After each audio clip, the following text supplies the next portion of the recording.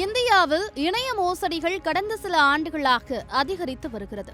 குறிப்பாக WhatsApp, Telegram, Instagram போன்ற சமூக ஊடகங்கள் மூலம் இந்த மோசடிகள் நடக்கின்றன. வாட்ஸ்அப் இந்தியாவில் 400 மில்லியன் பயனர்களுடன் மிகவும் பிரபலமாக உள்ளது. இதனால் மோசடி கும்பல்கள் எளிதாக மக்களை குறிவைப்பதற்காக இந்த சேவையை பயன்படுத்துகின்றன.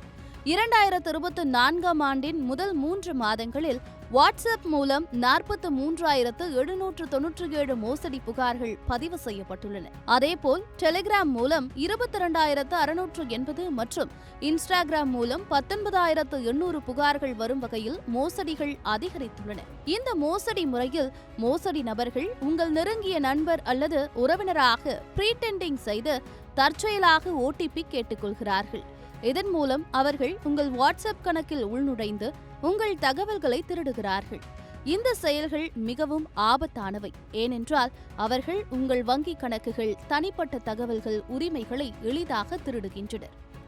வாட்ஸ்அப் பல்வேறு பாதுகாப்பு செயல்பாடுகளை வழங்குகின்றது. அதில் முக்கியமானது 2 ஸ்டெப் வெரிஃபிகேஷன். இந்த அமைப்பை செயல்படுத்தினால் உங்கள் கணக்கின் பாதுகாப்பு மேலும் உறுதிப்படுத்தப்படும். இது நீங்கள் மட்டுமே அறிந்து கொள்ளும் வகையில் ஒரு பின்னை வழங்குகிறது. அதனால் மற்றவர்கள் உங்கள் கணக்கில் உள்நுழைய முடியாது. இதனால் மோசடி நபர்கள் உங்கள் கணக்கை எளிதாக அணுக முடியாமல் போகின்றனர். மேலும் எப்போதும் உங்கள் OTP குறியீடுகளை மற்றவர்களுடன் பகிர்ந்து கொள்ளாதீர்கள். உங்கள் தொலைபேசியிலிருந்து வந்த எந்தவொரு OTP குறியீட்டை ஒருவரும் கேட்டால் அதை புறக்கணிக்க வேண்டும். வாட்ஸ்அப் உங்களுக்கு புஷ் அறிவிப்புகள் அனுப்பும் போது நீங்கள் அவற்றை கவனமாக பரிசோதிக்க வேண்டும்.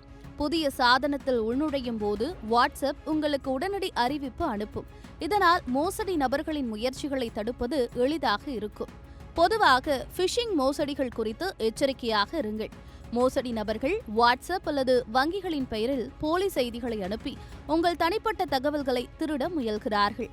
வங்கியிலிருந்து வந்த ஏதேனும் மெசேஜ், சரிபார்ப்பு குறியீடு கேட்கும் வாட்ஸ்அப் மெசேஜ்கள் போன்றவற்றை எப்போதும் கவனமாக பரிசோதிக்கவும்.